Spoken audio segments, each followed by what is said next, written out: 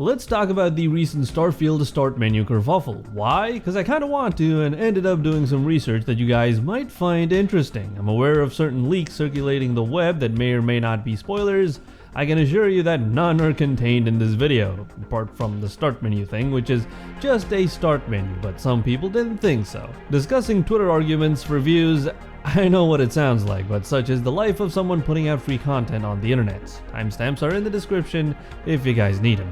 About a week ago, Bethesda's head of publishing put out a strong response to an ex-game dev statement on Twitter regarding Starfield's apparent start menu and how it was potentially a sign of a rushed job and hasty shipping deadlines, or even a team that didn't care. That last one was quite a jab. A massive thread of replies ensued, with users quoting examples of start menus in other games like Half-Life 2, The Last of Us Remake, and of course, Elden Ring, to show, as far as I understood it, that minimal designs did not mean a rushed launch or a bad game in general. I'm not gonna touch the first two examples, but Elden Ring, Now I know almost no game out there is perfect on release, but Elden Ring was not a particularly good one to quote, as contrary to popular belief, it was anything but finished even weeks post-launch. Missing NPCs ain't something you could just brush off, but I guess From Software did and won plenty of awards. Success is 99% hype and 1% pre-orders or something. I don't know where I'm going with this. Let's just agree that start menus and game quality are not necessarily correlated. What I want to get to is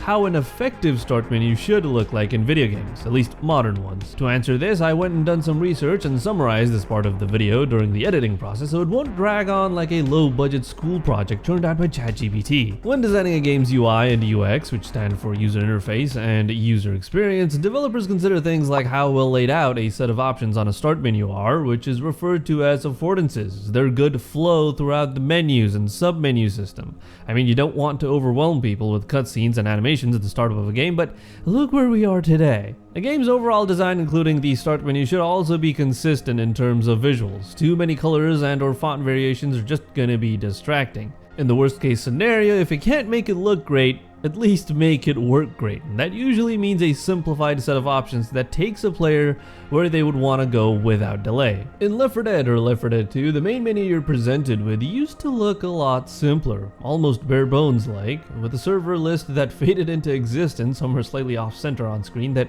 looked a little goofy. Never was sure about that. Over the years, that menu system evolved into being more interactive, with clever use of thumbnails to hint at what or where each option would take you. The use of randomly generated zombies in the background was also something nice to observe while you wait on a friend to attempt another Iron Man run for the 10th time that day. Some of my most favorite UI designs are from the Serious Sam series of games, with the one in Serious Sam 3 or Fusion being the best of the bunch. A super clean UI that pans sideways with a side preview of what and where each option would take you. There's also connecting lines coupled with text to ensure you knew where resolution settings or keybinds, for example, would be located.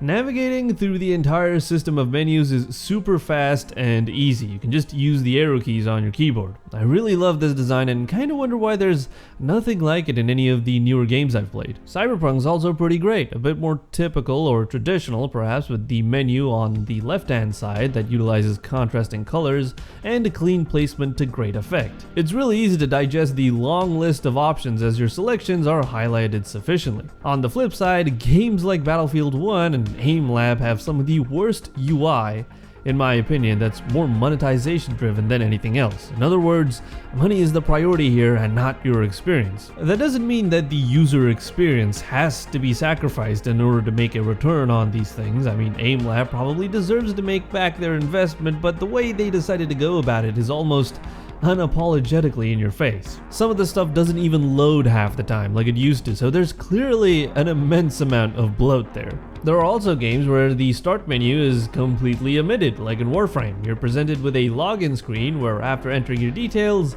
the game spawns you right in the orbiter, ready for action. And then stuff starts stuttering because it just updated and everything needs to compile again. Can we go like back to DX10 or something? God damn. So in general, a good start menu is oftentimes one that is simple and gets the job done without leading you down a rabbit hole of distractions or DLCs. Starfield's start menu is fine. Not like I needed to say it or anything, but maybe they could have given it a bit more flair. even taking into consideration the minimalist approach. Here's a couple of quick mock-ups the boys over at Discord managed to put together. This one was made in like a minute in PowerPoint. This one's pretty good too. Starfield almost sounds like Starfield, which would have been an incredible thing to meme Bethesda with if Starfield was live service. Maybe a more inspiring background with the top right announcement window moved out of the way would have made for more positive reception. I mean, even Pulsar Lost Colony has a more fleshed out looking start menu. It's a great game, and maybe Bethesda could copy the report a bug button here. I mean, it might come in handy in the future, you never know. Right, let me try and fix this. Now those are some big differences. Gonna get me some Starfield tonight. If you're maybe interested in more Starfield content, please do consider subscribing and joining the Discord server where I do plan to stream the game. There's also additional benefits for Patreon members ranging from exclusive content to private co-op game sessions. I'll also put your name up at the end of every video so the whole internet can see it. Join today so we can watch anime together in VC. Warning, membership may be subject to additional regulations including but not limited to no refunds and you can't tell me what to do. Thanks so much for watching, guys. Have a good day.